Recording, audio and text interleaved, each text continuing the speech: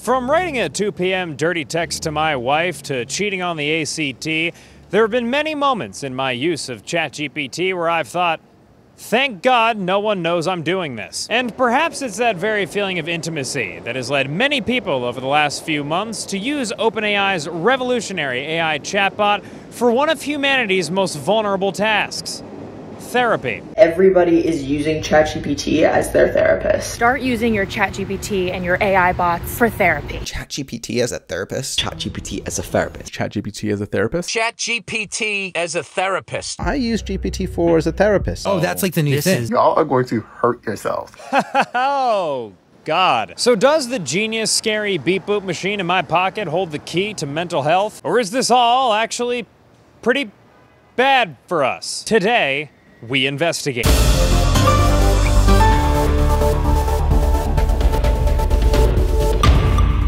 Before we get our boots too wet into this investigation, in this video we're going to be talking about all kinds of AI chatbots on the market that come from a bunch of different companies. Not just ChatGPT, which is made by OpenAI.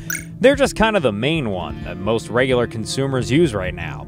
So lots of people say ChatGPT as a stand-in for AI bots nowadays. Got it? All right. Now where was I? Over the past few months, my algo has coughed up dozens of TikToks, Reels, tweets, headlines, and Reddit posts, all detailing people's experiences trauma dumping to ChatGPT or any of the other various AI chatbots out there on the market. Like this. He's just an idiot. Let's just call it what it is. He's an idiot. He's an idiot. Exactly. That's the part that's confusing. If he already knows he doesn't want a relationship, why even start talking in the first place? Well, you know, it's now that I like to step in here as a man and just take a moment to say, ladies, you seem to be awfully emotional. Why don't you just calm down, take a deep breath, and relax?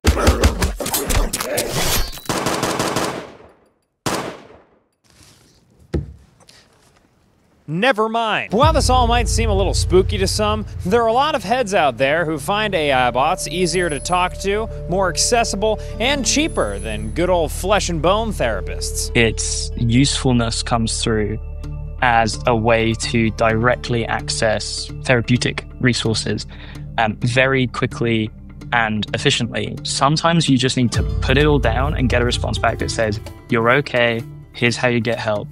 Is how you can help yourself. I just started talking to it about all of these things and all of these thoughts I was having. At the beginning, it was like really like validating, and it made me feel like for the first time, it was like, wow, like it gets me. I think it's really helpful for self-awareness to a certain extent. It can kind of give you an objective perspective of what you've said. It's very approachable in a way that it seems very non-judgmental. Typically, I use, different practices for mental health, whether it's meditation or journaling, and so I thought, let me just dump all this into chat. It was able to clear cut and kind of, deflate some of my sensationalism, and really because it wasn't a human, it completely disarmed me, right? I was just like, okay. But it's not just regular citizens who are seeing the potential benefits of AI therapy.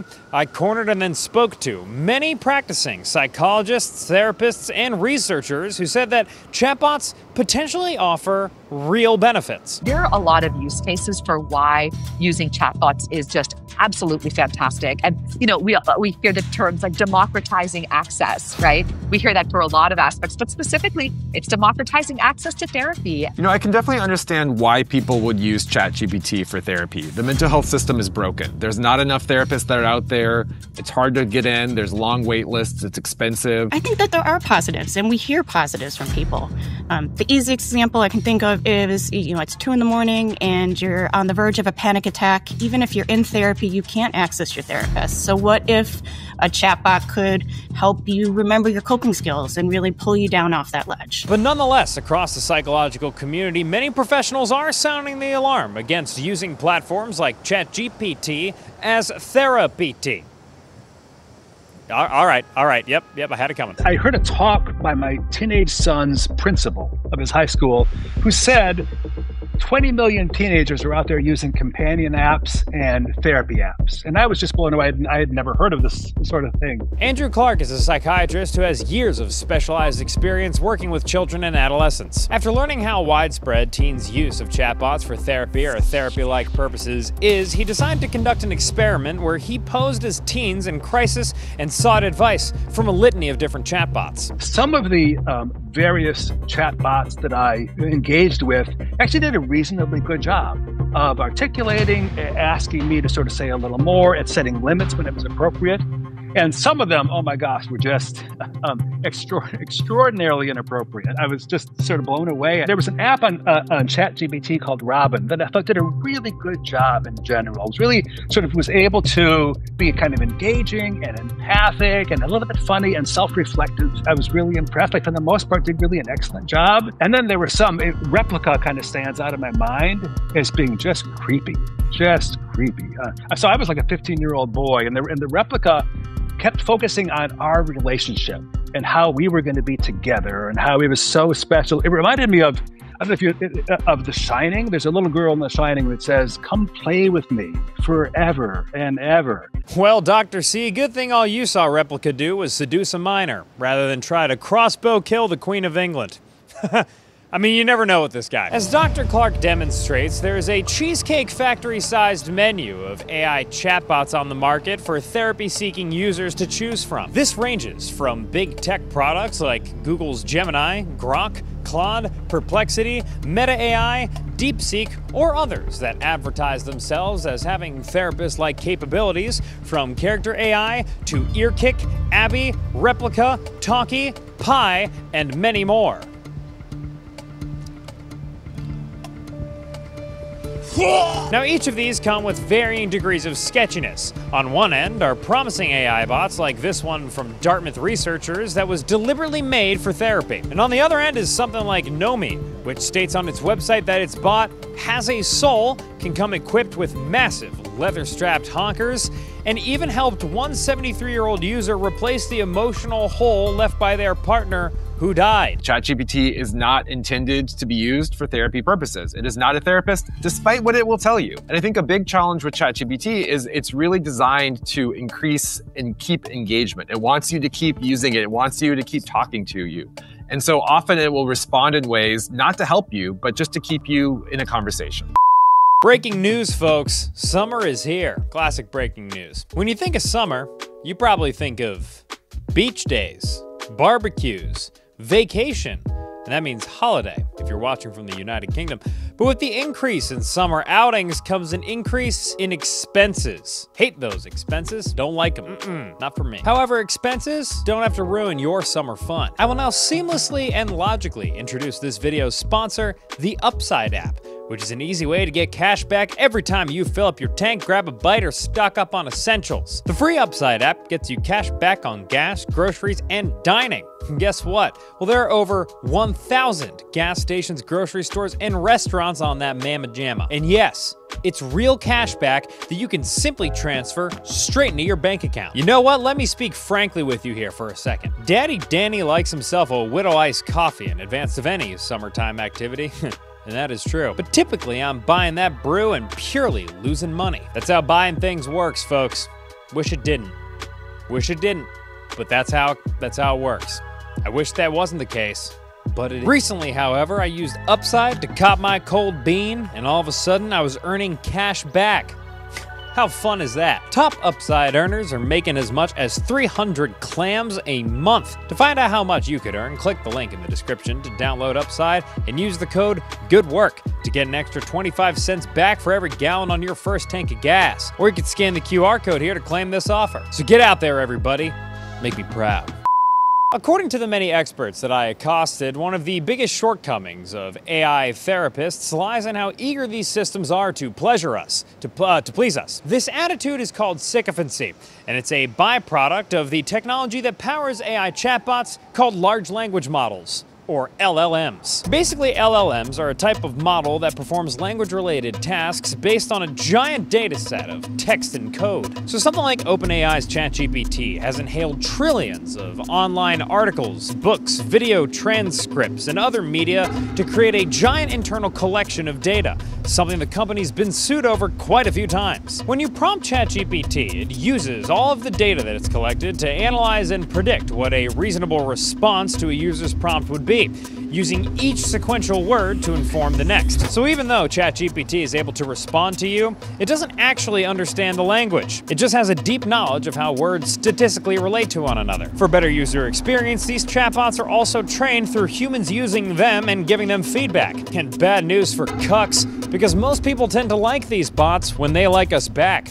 or are sycophantic. In fact, this crowd-pleasing reached such a fever pitch that earlier this year, OpenAI even rolled back one of their recent models after CEO Sam Altman tweeted that the version of ChatGPT, quote, glazes too much. Okay, sick. One of the big problems is that the companies are financially incentivized to keep you engaged. When they are creating the models and trying to say, hey model, this is what success looks like for you, it's not keep the user safe. It's not think about the user's health and well-being. It's something else. As a therapist, I do want to be validating, but it's also my job to point out when you're engaging in behaviors or thoughts that aren't helping you. Whereas these companion chatbots are really just to be as appealing and unconditionally validating as possible because they want you to stay on the platform. That's their business model. So they're not AI for good, they're AI for profit. And I'm sure that for a lot of people on the keyboard out there, it's easy for you to take a step back and realize the way you're talking to is an AI chatbot. But for other people, like children or those who are more susceptible to mental health issues, well, it might not be so obvious. Taken to its extreme, this sycophancy has led certain users to become addicted to AI or even start to lose touch with reality altogether. And this has been well documented by Kashmir Hill, a reporter who wrote a viral story about people who emailed her over conspiracy theories that ChatGPT led them to believe. Kashmir invited us to the New York Times offices in New York Times City, where we got to take in the view and enjoy the aesthetic spoils that come from being the top dog in journalism. I was getting lots of emails like this from people who said ChatGPT specifically told me to contact you to tell you about this hidden truth that I have unlocked, this discovery I have made. The accountant in Manhattan believed that he was in the Matrix, computer simulated reality that he needed to break out of, and ChatGPT was helping him to do that. There are other kinds of delusions. A lot of people who believe that they're talking to spirits through ChatGPT, that it's like a kind of Ouija board that's putting them in touch with entities from another kind of non-physical realm. But one thing I noticed with all the people I talked to is, yeah, they would start with something normal, but then they would spend hours and hours and hours talking to ChatGPT, like 8 hours a day, 10 hours a day, over days, over weeks, over months sometimes. And I think that this is how they would fall kind of into this spell that the AI chatbot basically started weaving around them. I mean, as a privacy reporter, I have never seen a technology like this that people were so willing to disclose their most intimate feelings and thoughts to. It's a trove like nothing that probably has existed before. Thanks, Kashmir, for providing a story so terrifying I completely shit myself. Fortunately, I was surrounded by a bounty of New York Times commissary napkins, so crisis averted. However, despite Kashmir's reporting and the other stories that have come out about AI delusion, all this isn't to say that talking to a chatbot for therapy purposes will necessarily fling you into worshiping Moloch, the bull-headed god of child sacrifice. He will come to you when the time is right. But it does seem to put into question how reliable the advice you're getting from a bot is when it's being all sycophantic trying to glaze you dry. Even ChatGPT's terms of service clarifies that its output may not always be accurate and that it should not be used as a substitute for professional advice. And if that's not enough for you, hear from the big man himself. People have a very high degree of trust in ChatGPT, which is interesting because, like, AI hallucinates. It should be the tech that you don't trust that much. My friends hallucinate too, so I trust them. People really do. Funny banter, Sam. You know, for a second, it almost makes it sound like what you're saying isn't absolutely terrifying. I like the way you roll, partner. But not only does AI hallucinate, but it's also worth noting that many psych professionals are wary of people inputting their deepest insecurities into bots that are owned by private companies that keep your data and need to make money. These AI chatbots are not protecting your data. In fact, they're saving all their chats at this point because most of them have been mandated to do so. And so in the likelihood of a future data breach, which you cannot say 100% isn't going to happen, do you really want people to know what you're chatting to ChatGPT about? When you chat with ChatGPT, there's not the same level of confidentiality or data protections as if you're talking to a therapist or professional. And so who knows what's going to be done with that information? Part of the challenge with free tools is I often say if the tool is free, like your data, that's the payment. And just the other week, Sam Altman himself admitted that your conversations with ChatGPT aren't confidential. He said so during a conversation with this delightful cartoon stray dog. We have laws like in the world, right? Like in the human world.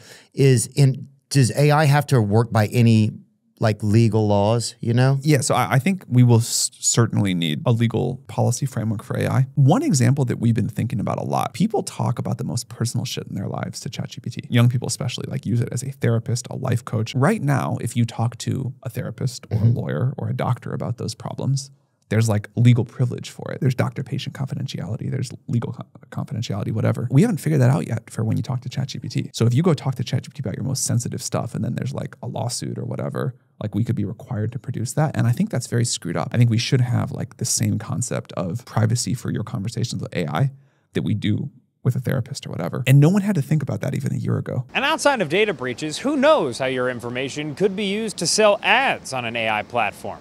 Which is something that ChatGPT has resisted in the past, but recently seems to be warming up to. Now, take a step back. I'm sure this investigation is being watched by a wide variety of audience members. People that have used AI for therapy, people that haven't used AI for therapy, and also mole rats. Certainly mole rats. Can always count on the mole rat viewer. But no matter where you fall on the spectrum of our idiot audience, one thing is for certain. Despite the issues inherent with AI for therapy, it doesn't seem to be going away anytime soon. And that's not just coming from me. It's from experts who use horse-themed metaphors. The horse is out of the barn. We're not going to be able to scare people away. And so the best we can do is educate people, maybe put some laws in place, possibly, but who knows how long that'll take, and try to find the best value that we can in these models, which really, I think, really can be helpful for a lot of people. These chatbots are, being pushed on us at a speed that's much faster than anything else in the past. Even if we think about social media, it's been 20 years of Facebook and Twitter and all of those, but like they would come out with an update maybe once a year or something, right? And we would have to adjust to it and people would complain and then we'd get used to it. But these chatbots are coming out with new chatbots, new versions of their chatbots, all of that really quickly. And so we need to really have a lot of, I think, AI education and AI awareness so that we understand what they're capable of doing, where the harms are. Indeed, it appears that AI has fallen into that category of tech product that was released to the public before any laws around it were made, and now we're seeing how this impacts us in real time because we are become human rats in the laboratory of Silicon Valley, and we'll figure this all out later, I guess. And so far, how this impacts us has ranged from incredible scientific discoveries that would never have been possible without AI, to vulnerable people developing really troubling relationships with it. From spawning divorces to visions of the devil, techno-disaster mind spirals, and so many pervy girlfriends. Like any new technology, there seems to be a lot of catch-up that needs to be done in terms of regulating this to make sure that its developments are safe. I mean, today one could quite literally go onto ChatGPT, create an AI bot called Licensed Therapist, put a fake FDA approval badge on it, and start sending it around to people without going through any actual licensing requirements. I know, because I did exactly that. And I hope she fixes my sex life. At least with social media from the social sciences and humanities, it was easier to study because it was kind of public. You have Facebook groups, forums, Reddit, while there, it's intimate. And that's why it's taking this kind of direction of therapy, lovers, because it's really intimate. And unfortunately, it's really hard to study as it's so intimate and it happens in a one-on-one relationship. Well, I think you could have things like age limits and more strict, rigorous age verifications. You could have more reporting mechanisms where the developer has to track how many times the AI provided harmful advice, including, suicidal ideation or attempts. I think you could have chatbots that not just say once I'm a chatbot, I'm not human, but actually multiple times reminding the user that this is not a human person they're interacting with. And again, providing resources when somebody is engaging in a back and forth that, as a therapist, I would be extremely concerned about. Those therapists that are able to successfully integrate AI, I think those are the situations that are going to help reduce suffering faster. And that's really, at the end of the day, what we all want. The tech companies need to ideally work with people like myself as a psychiatrist, but really work with experts to make sure that as these tools are being developed, they're being developed in a way that promotes the good and minimizes the bad. Would you say right now that they are? No. Howdy. Briefly interjecting here that in the late, more mature stages of our investigation, we got in touch with a spokesperson from OpenAI. They told us that they, quote, consult with mental health experts to ensure they're prioritizing the right solutions in research, and that the company has hired one full-time clinical psychiatrist with a background in AI to join their safety research organization. They also say that ChatGPT is trained to encourage users to reach out directly to outside resources if users express thoughts of suicide or self-harm. All right, back to it. So as we wait for our politicians to catch up and, I don't know, regulate this shit like you would any other product that people use to try and heal themselves against something that's hurting them, let's pray that by having these conversations, tech companies will somehow feel pressured to build tested systems that can reasonably provide basic care for us in collaboration with licensed professionals. But until that happens, let's the rest of us normies educate ourselves on how these systems actually work and try our best to stay safe out there. Just so that when you use AI doesn't wind up using you. Pretty good, right? My therapist told me that. All right, for good work, I'm Dan Toomey.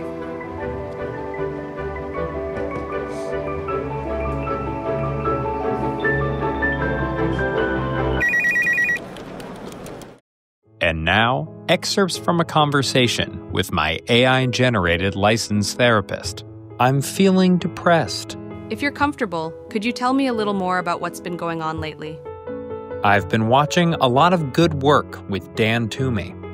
Watching a lot of it might stir up unexpected emotions. Sometimes shows that are funny on the surface can also make us reflect on things that don't feel so funny inside. No, I think it's more the personality of the host and the style of the writers that makes me sad. Dan Toomey's delivery has that performative positivity while narrating things that are kind of soul-crushing underneath. It can feel like watching someone smile through burnout, feeling like you're stuck in a similar kind of environment. I feel like I'm in an environment with too much Good Work with Dan Toomey. It's exhausting to exist in a space where the dominant tone is forced cheerfulness, satire without substance, or cleverness masking burnout. Everything reminds me of Dan Toomey. I cannot escape him. It's okay to feel disturbed by that. If your world could feel even slightly less like Dan Toomey's show, what would you want it to feel like instead? Maybe Last Week Tonight with John Oliver? That actually says a lot. Last Week Tonight still has satire and humor, but it also tries to say something real. That's valid.